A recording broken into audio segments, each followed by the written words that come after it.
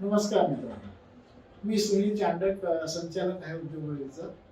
Basically आज एका अतिशय वेगळ्या अशा गोष्टींची माहिती देण्यासाठी मी आपल्या समोर आहे.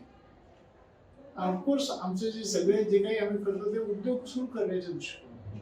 मित्रांनो, आपण उद्योग सुरू करायचं म्हटलं की आपल्याला वाटतं जागा पाहिजे, पैसा पाहिजे, योग्य उद्योग निवडला पाहिजे, वगैरे वगैरे अशा अनेक गोष्टी, मार्केटिंग त्याचं कसं करायचं, अशा अनेक प्रश्न आपल्या समोर असतात.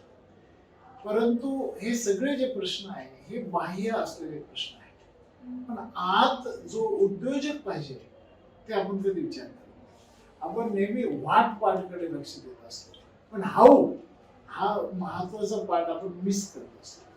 आणि ते हाऊ पार्ट म्हणजे काय की उद्योजक बनण्यासाठी तुमच्यामध्ये एक माइंडसेट आणि त्याचबरोबर एक स्किल सेट असण्याची खूप गरज आहे. माइंडसेट जर असेल तर तुमच्याकडे बाकी काही नसलं तरी चालते.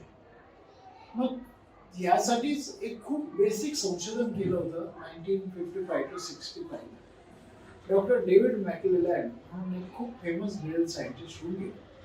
त्यांनी याच्यावर काम केलं. खूप 10 वर्ष संशोधन केल्यानंतर त्यांनी हे दाखवलं की कोणत्याही व्यक्तीमध्ये जर अचिव्हमेंट मोटिवेशन किंवा ज्याला आपण सिद्धी प्रेरणा असं म्हणतो हे जर आलं तर डेफिनेटली त्याच्यामधलं उद्योजकता वाढली तर उद्योग हा त्याचा नॅचरल आउटकम आहे.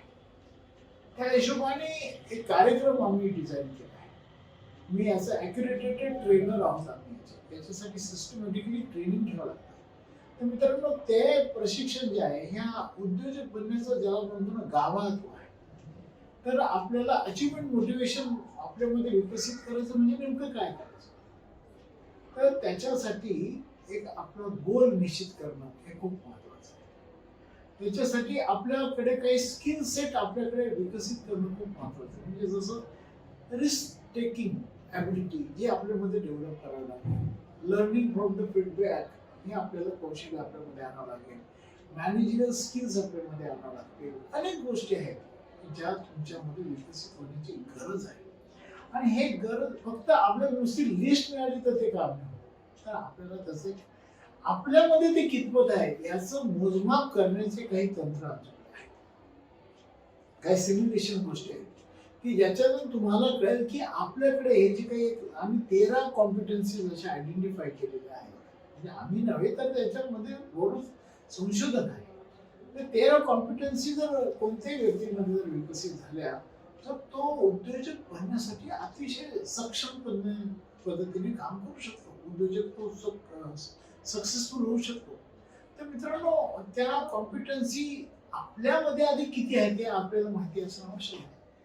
तर आमच्याकडे काही अशा गोष्टी आहेत की ज्याच्यातून तुम्हाला तुमच्यामध्ये त्या कॉम्पिटन्सी किती आहेत आणि त्याच्यामध्ये काय करायला पाहिजे, तुम्ही ते कॉन्फिडन्सी वाढवण्यासाठी काय केलं पाहिजे त्याचं एक पूर्ण गाईडलाईन्स असलेलं एक कार्यशाळा म्हणजेच ज्याला आपण म्हणतो अचिव्हमेंट मोटिवेशन ट्रेनिंग.